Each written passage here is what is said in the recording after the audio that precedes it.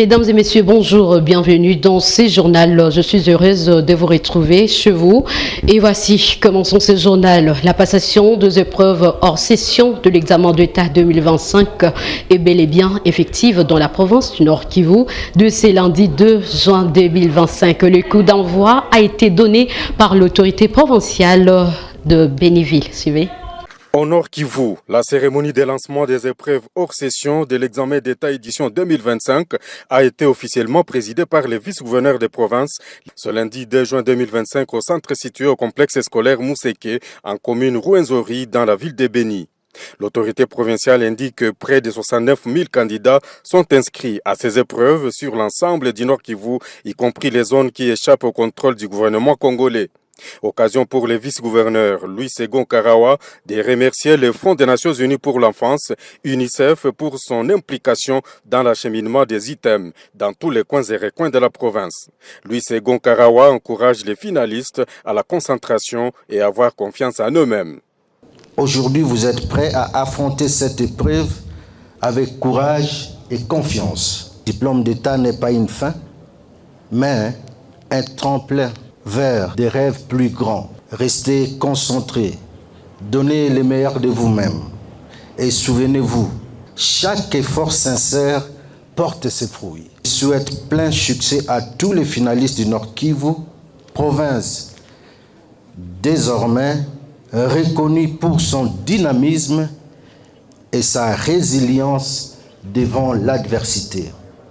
Dans ce cadre, une mention spéciale et exceptionnel revient à l'UNICEF qui s'est chargé de l'acheminement des malles contenant les items dans le coin et recoin, même dans les zones sous contrôle ennemi. À noter que peu après les coups d'envoi, le vice-gouverneur est allé remonter le moral des candidats qui passent leur exéta au centre situé à l'Institut technique industriel Kassabignolé. Alors que le gouvernement congolais aurait dépensé près d'1 milliard de dollars pour la sécurité en seulement 4 mois, janvier jusqu'à avril 2025, de veuves de militaires continuent de réclamer leur dû, parfois depuis des années. C'est lamente le gouverneur militaire de l'Ituri, le lieutenant-général Diony Kanchama Luboya, qui appelle le gouvernement central à obvier à la situation. On l'écoute. C'est toujours ce problème-là d'identification des veuves. Vous savez, depuis des années, nous avons toujours ce problème-là d'identification des veuves. Et récemment, là, nous avons eu une équipe de l'IG, l'inspectorat général, qui est arrivé ici pour identifier les veuves. Mais malheureusement, c'est chaque fois qu'ils passent ici que nous avons après des retombées comme celle-là. Et vous savez que nous sommes dans une zone opérationnelle. Nous sommes dans une zone opérationnelle, on ne peut pas venir nous distraire, on ne peut pas venir nous affaiblir avec ce genre de problème-là. On ne peut pas être dans une armée, chaque jour on a toujours les mêmes problèmes. J'étais ici, j'avais dénoncé devant le chef de l'État, commandant suprême, la première fois qu'il est arrivé ici. J'avais parlé du problème d'effectifs. J'avais parlé clairement des problèmes d'effectifs. Les gens ont dit tout ce qu'ils voulaient. Mais nous avons eu les conséquences. Je crois que tous ceux-là qui étaient à Goma, tous les commandants qui étaient à Goma, ils connaissent de quoi ça retourne. Des régiments qui n'étaient plus des régiments. Personne, on a donné des rapports et tout, mais rien n'a été fait. Là où il fallait avoir 1200 personnels, on a 300, on a 400. Et jamais ces gens-là ont été mis en cause. Alors aujourd'hui, ça revient encore la même chose. Alors que nous n'avons pas encore fini ce problème-là de personnel militaire. Bon voilà, maintenant aujourd'hui, c'est encore les veuves. Et malheureusement, cela se passe dans une zone opérationnelle, ce que je ne peux pas accepter. Nous sommes au XXIe siècle, je crois qu'il y a des choses que nous devons arrêter. On ne doit plus parler de ce genre de problème. Les contrôles là doivent être des contrôles sérieux. Et le contrôle, si le contrôle est sérieux, on va voir le résultat. En République démocratique du Congo, l'autorité de régulation de la sous-traitance dans les secteurs privés de l'autorité de régulation de la poste et de télécommunications du Congo ont signé un protocole d'accord. Ces partenariats marquent une étape clé dans la promotion du contenu local et l'amélioration de la régulation de la sous-traitance, conformément à la vision du chef de l'État, Félix-Antoine Tshisekedi Tshilombo. Dans une démarche concertée visant à renforcer l'implication des entreprises congolaises dans les secteurs des télécommunications, l'autorité de régulation de la sous-traitance dans les secteurs privés et l'autorité de régulation de la poste et des télécommunications du Congo ont conclu un protocole d'accord destiné à améliorer la régulation de la sous-traitance et à encourager la participation locale dans un domaine à forte valeur ajoutée. La cérémonie de signature s'est tenue dans le cadre solennel de l'hôtel Hilton à Kinshasa en présence de plusieurs représentants d'opérateurs de téléphonie et d'acteurs du numérique en République démocratique du Congo. Ces partenariats institutionnels s'inscrivent dans le prolongement de la vision du président Félix-Antoine Tshisekedi Tshilombo qui fait du contenu local un axe central de la relance économique nationale. Dans un contexte mondial où les télécommunications sont au cœur de toutes les transformations économiques et sociales, il est essentiel que l'ARSP et l'ARPTC travaillent main dans la main pour éliminer les obstacles à la mise en œuvre de la loi sur la sous-traitance dans le secteur des télécommunications et encourager les entrepreneurs congolais à saisir cette opportunité pour une reprise de l'économie de leur pays, ce qui, du reste, est un combat juste du président de la République, Félix-Antoine Tshisekedi Tshilombo, chef de l'État, qui a fait du contenu local une réalité, ouvrant ainsi la voie à l'émergence. Le protocole de l'autorité de régulation de la sous-traitance dans le secteur privé et l'autorité de régulation de la poste des télécommunications du Congo s'inscrit dans une série d'accords que l'ARSP a multipliés ces derniers mois avec diverses institutions sectorielles dans le but de généraliser la promotion des entreprises locales dans la sous-traitance. Dans le but de généraliser la promotion des entreprises locales dans la sous-traitance. Cette dynamique vise à corriger le déséquilibre structurel hérité de décennies et d'extraversion économique et à favoriser une régulation plus inclusive. Alors que les télécommunications représentent un levier essentiel du développement numérique et de l'innovation, la participation accrue de petites et moyennes entreprises congolaises dans ces secteurs constitue un enjeu stratégique. Et à l'occasion de la finale de Formule 1, en marge de son séjour officiel à Monaco, le ministre de l'Industrie et du Développement de petites et moyennes entreprises, lui, Watum Kabamba, a mis à profit cette tribune internationale pour promouvoir l'image de la République démocratique du Congo et renforcer son attractivité auprès des investisseurs étrangers. Des rencontres de travail ont été organisées dans ces cadres. Regardez.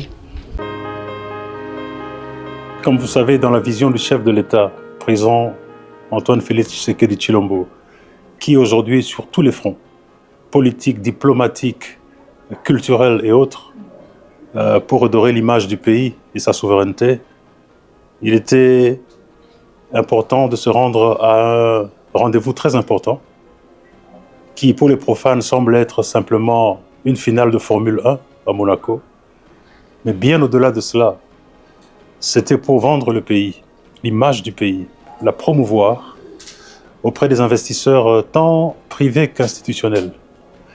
Je ne vous apprends rien, Monaco, qui est au cœur de l'Europe, est une puissance financière inouïe, des fortunes de tous bords qui se retrouvent là-bas. Et c'est ainsi que nous avons eu ce privilège de rencontrer énormément d'investisseurs intéressés par la RDC, à qui nous avons prêché la RDC.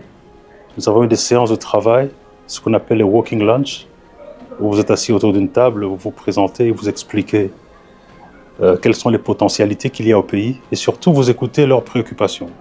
Et ce que j'ai senti, c'est un engouement pour la RDC, un appétit de venir investir en RDC et bien sûr des appréhensions également. Des appréhensions concernant le climat des affaires, concernant la gouvernance, concernant les perceptions qui filtrent au travers des médias internationaux. Et vous savez, si vous n'êtes pas en train de parler de vous-même, personne ne le fera à votre place. C'est ainsi que nous avons eu des rapports très fructueux. Nous pensons même organiser dans les semaines, mois à venir, une très grande conférence économique avec tous ces investisseurs pour voir comment institutionnaliser la coopération économique. Poursuivons dans ce journal la pause désenrobée sur le rocade de Kinshasa à partir de la rocade sud-ouest a débuté le samedi 31 mai 2025. Cette opération qui marque un tournant crucial dans la réalisation de ces projets routiers longs de 73 km est saluée par le ministre d'OZITP qui a été convié à y assister aux côtés des acteurs clés. C'est pour nous un pas qu'il fallait marquer parce que nous entrons dans une phase nouvelle. Nous avons vu comment la nature a été transformée ici, les travaux de terrassement, des grands travaux de remblai et les assainissements ont été faits, la couche de fondation, la couche de base et aujourd'hui nous arrivons à la phase finale pour la construction de cette rocade pour cette section qui est une section qui a été libérée, qui est libre de toute occupation. La visite du projet se poursuit avec un arrêt à la jonction de la rocade sud-ouest avec celle sud-est à hauteur de Mitendi, entrée Kingantoko. Ici, un échangeur à 3 niveaux sera construit afin d'éviter un conflit entre le trafic qui vient des rocades et celui de la route nationale numéro 1. Bien évidemment, il y a ici, comme à certains endroits de ce projet, des contraintes majeures liées aux expropriations. L'expropriation est un défi majeur dans ce projet. Le gouvernement a mis en place une commission avec nos collègues, la ministre des Affaires foncières, qui est la personne qui porte, ou la ministre qui porte le projet, du moins dans sa dimension, dans son volet expropriation. Nous l'accompagnons bien sûr dans cela parce qu'il y a toute une commission qui est mise en place. Et nous osons espérer que effectivement des solutions rapides seront trouvées parce que nous avons la crainte de vivre une situation où les entreprises ne savent plus avancer parce que l'expropriation prend du retard. Mais nous pensons que des solutions idoines vont être apportées pour accélérer ce processus et que la route ainsi que toutes les emprises soient libérées de toute occupation. Et je pense que notre population, la population de Kinshasa, attend cette route. Elle-même, elle veut voir cette route arriver. Donc, les habitants qui vont subir ces expropriations nous semblent être dans de bonnes dispositions. Et donc, des discussions sont en cours qui vont aboutir, nous l'espérons, assez rapidement à des solutions. Le ministre provincial de Transport et Mobilité urbaine de la ville de Kinshasa, Bob Amisso, a présidé le jury du groupe 12 de la 9e promotion de l'École nationale d'administration, ENA en sigle, dans le cadre de l'évaluation finale des travaux des élèves. Ce travail salué pour sa rigueur et sa pertinence témoigne de la qualité de la formation dispensée à l'ENA. Christ Villave pour le commentaire. Le ministre provincial de Transport et Mobilité urbaine de la ville de Kinshasa, Bob Amisso, a présidé le jury du groupe 12 de la 9e promotion de l'École nationale d'administration ENA dans le cadre de l'évaluation finale de travaux des élèves. Encadrés par le ministère provincial de Transport et Mobilité urbaine, les élèves du groupe 12 ont présenté un essai de politique publique portant sur la stratégie de fluidification du trafic routier dans la ville de Kinshasa. Le document structuré structuré en 4 axes, propose une série de mesures innovantes adaptées aux réalités locales en vue de rendre la circulation routière de Kinshasa plus fluide et d'améliorer la qualité de vie de Kinois. Ce travail, salué par sa rigueur et sa pertinence, témoigne de la qualité de la formation dispensée à l'ENA ainsi que de la volonté des autorités provinciales de faire émerger des solutions concrètes aux défis de circulation urbaine. Accompagnée de élus du peuple Lualabé, la chef de l'exécutif provincial Fifi Masuka Saini a consacré son week-end à une visite d'inspection de chantier aux environs de l'hôtel du gouvernement. Il s'agit notamment de 2 bâtiments jumelés du nouveau gouvernorat, de la salle des spectacles et du village de congrès. Suivez tour à tour la réaction de députés provinciaux. Personnellement, je suis épaté. Parce que je suis au là-bas, mais je ne peux pas comprendre que madame est en train de construire des choses de cette valeur. Je me croyais à Indaba. Moi, j'ai déjà été à Indaba. C'est presque la même chose qu'à Indaba. Mais au là-bas. C'est pourquoi je vous dis toujours, je milite pour la stabilité des institutions en province. Parce que s'il n'y a pas de stabilité, il n'y aura pas de développement. C'est grâce à la stabilité des 2 institutions de l'Assemblée provinciale et de l'exécutif provincial, ça permet à madame de réaliser le plan quinquennal. Ça se trouve dans le plan quinquennal. Les gens peuvent raconter, mais nous, députés, nous sommes conscients, même quand les autres viendront, ils vont dire, Lualaba a la chance d'avoir une femme comme gouverneur. D'accord. Ne s'attendez pas à ce qui est ces réalisations dans cette province. Au nom de tous les conseillers communaux du Lualaba, nous félicitons Madame la gouverneure et nous demandons à toute la population de continuer à être derrière elle parce que ces réalisations sont impossibles à réaliser si on n'a pas un cœur d'une mère. Donc nous disons cela, nous sommes derrière elle et que toute la population soit derrière elle et qu'ensemble nous puissions, au moment où le chef de l'État va arriver, que nous allions les recevoir pour lui montrer que Lualaba a une vision, Lualaba de l'avenir. Et avant de nous séparer, mesdames et messieurs, l'évangéliste Didier Batumike, ancien de l'église Cité de Refuge, dénonce de menaces de mort dont il est victime après sa confession à l'église Centre Manuel en date du dimanche 25 mai 2025 dernier, dévoilant la doctrine qu'il juge mensongère, menant plusieurs adeptes de cette église propre au pasteur Jules Moulindois à la perdition. Il sollicite donc la protection des autorités pour l'épargner de ces menaces suivies. Après une confession mettant en lumière les mensonges dont ils font croire aux fidèles de l'église des Lumières, encore appelée Cité des Refuges, du pasteur Gilles Moulindois, les serviteurs de Dieu anciens de cette église, Didier Batumike, est victime des menaces. Sa confession, dont l'église Centre Emmanuel à Mouanda, les dimanches mai dernier, faisant état d'une prophétie mensongère dont le but a toujours été de séduire leurs croyants et les garder fidèles dans cette religion.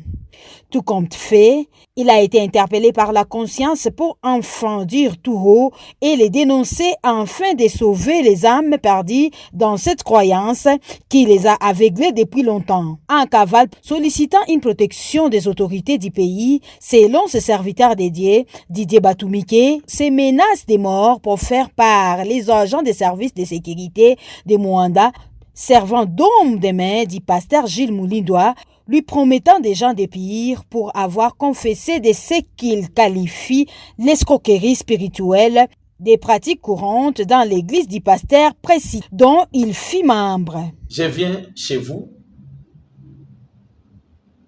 parce que je suis menacé. Je suis menacé de mort par les responsables de l'église pentecôtiste et lumière du monde qu'on appelle Gilles Moulindois.